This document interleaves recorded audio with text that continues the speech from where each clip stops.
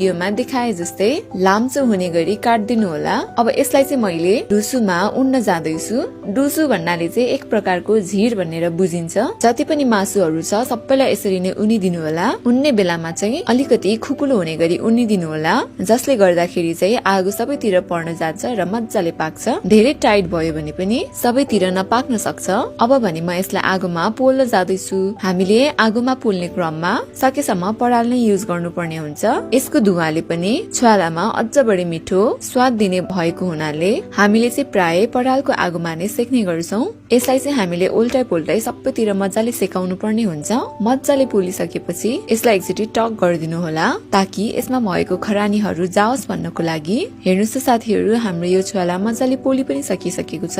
अब यो जति पनि पोलेको छ सबैलाई एउटा मिक्सिङ बलमा निकालेर केही समयको लागि छोपेर राखिदिनु होला, जसले गर्दाखेरि मासुलाई एकदमै नरम र नपाकेको ठाउँमा पाक्नको लागि पनि हेल्प गर्छ। हेर्नुस् त साथीहरू, हाम्रो यो मासु कस्तो मजाले पाकिसकेको छ भने जुसी पनि देखिसकेको छ। अब चाहिँ म यसलाई सानो सानो पिसमा काट्न जाँदैछु। काट्ने बेलामा हामीले धेरै ठुलो पिस पनि गर्नु हुँदैन, जसले गर्दाखेरि मसलाहरू राम्रोसँग भित्र छिर्न पाउँदैन। जति पनि छ सबैलाई यसरी नै सानो र ठिक्क सेपमा काट्दिनु होला। अब चाहिँ म यसको लागि मसला तयार गर्न जाँदैछु। एउटा मिक्सिङ बाउलमा थोरै पोलेको गोलभेडा राखेको छु। यसले चाहिँ ग्रेभी बनाउनको लागि मद्दत गर्छ। त्यसै गरी 2 चम्चा अदुवा लसुनको पेस्ट, 2 चम्चा भुटेको खुर्सानीको धुलो, 2 चम्चा जिराको धुलो, थोरै धुलो खुर्सानी र यसको मेन इन्ग्रेडियन्ट्स तोरीको तेल पनि हाल्दिनु होला। अब यो सबैलाई चाहिँ एकचोटि हामी मजाले मुस्छौं। यसलाई चाहिँ सकेसम्म एकदमै निचारी निचारी मुस्दिनु होला, ताकि गोलभेडाहरू सबै मजाले मिसियोस् भन्नको लागि।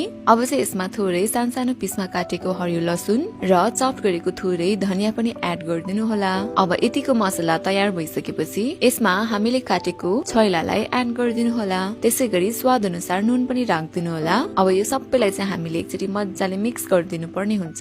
यसरी मिक्स गर्ने क्रममा हामीले यो छुवालालाई चाहिँ एकदमै निचर्दै मुस्नु पर्ने हुन्छ, ताकि मसलाहरू भित्रसम्म जाओस् र नरम पनि होस् भन्नको लागि। मजाले मिक्स गरिसकेपछि अन्तिममा थोरै तोरीको तेल एड गरिदिनु होला र यसलाई चाहिँ बिस्तारै मिक्स गरिदिनु होला। त्यसपछि हाम्रो एकदमै मिठो र पिरो ग्रेभी वाला हाकु बफ छुवाला पनि रेडी हुन्छ।